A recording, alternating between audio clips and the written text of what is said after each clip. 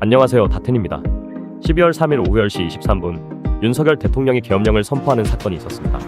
하지만 채 3시간도 되지 않아 국회에 모인 의원들이 계엄 해제 요구를 가결, 윤 대통령이 이를 수용하며 사건은 일단락되었는데요. 그 후 헌정사상 유례가 없는 이 사태에 대해 해외 네티즌들의 반응이 쏟아졌습니다. 오늘은 그중 일본 네티즌들의 반응을 살펴볼까 합니다. 그럼 시작하겠습니다.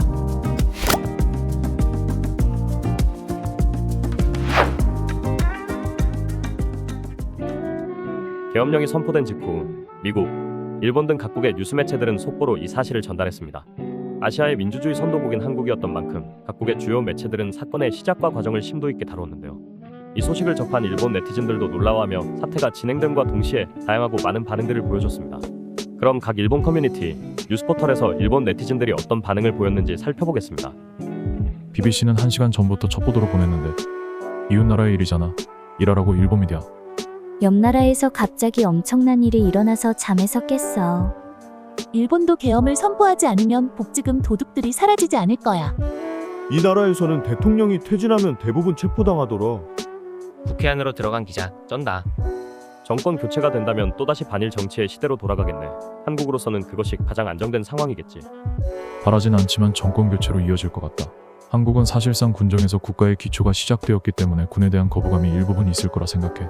국회의 창문을 깨는 장면은 상당한 마이너스로 작용할 듯. 군인들이 국방부와 육군의 최고위층에 부추겨졌지만 결국 그들이 군부 전체를 장악하지 못하여 실패한 건가? 왜 이런 승산 없는 방법을 대통령이 선택한 것인가 의문이야. 애초에 승산이 있든 없든 너무 서툴렀어. 경찰만이라면 모를까. 가히 민주주의 국가에서 군을 동원한 계엄령 발동에는 깜짝 놀랐다. 의회에서는 야당이 압도적 우세고 여당도 대통령을 비판하고 있기 때문에 탄핵이 실현될 가능성이 높겠지. 일본에서 계엄령이 선포된다면 분명 순조롭게 성공할 거야. 한국과 같은 대규모 저항은 절대 일어나지 않을 테지. 일본의 통수당과 그 위성 정당들이 원활하게 유신 체제를 확립할 수 있을 거야. 이시바 총리가 일본의 오르반 빅토르가 될 수 있을지 주목하고 있음. 왜 한국 대통령은 탄핵되거나 구속되는 사람들 천지인 걸까? 한국 대통령 중 마지막까지 제대로 된 삶을 살았던 사람이 몇 명이나 있었을까? 내가 아는 한 대개 가족의 회사의 편의를 제공하다가 퇴임할 때쯤에는 고소당해 몰락하는 사람들밖에 떠오르지 않아. 윤 대통령은 그런 루머도 없었고 친일파로서 응원했었는데 야당에 그렇게 많은 종북주의자가 있었던 건가 하고 깜짝 놀랐어. 이런 뉴스를 들으면 일본의 의원 내각제가 좋은 면이 있다고 느껴져. 국회의원이 선거를 통해 총리를 선택하므로 총리를 지지하는 의원이 많아져 혼란이 적어지지. 총리와 의회의 세력 관계가 상반되어 충돌과 혼란이 생기는 경우를 방지할 수 있어.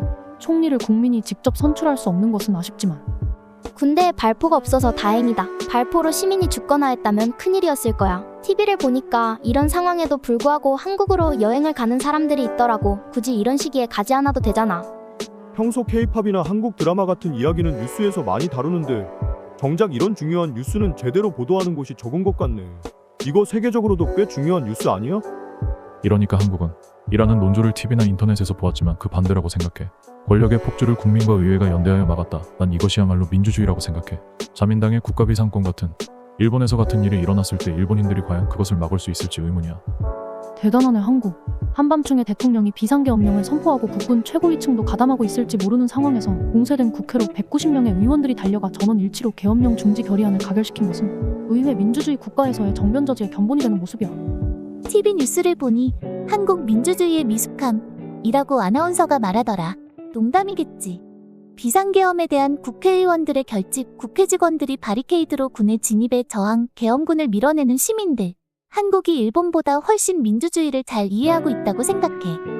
그 아나운서는 대립을 피하기 위해 권력자의 말을 비판 없이 따르는 것이 민주주의라고 생각하는 건 아닌지?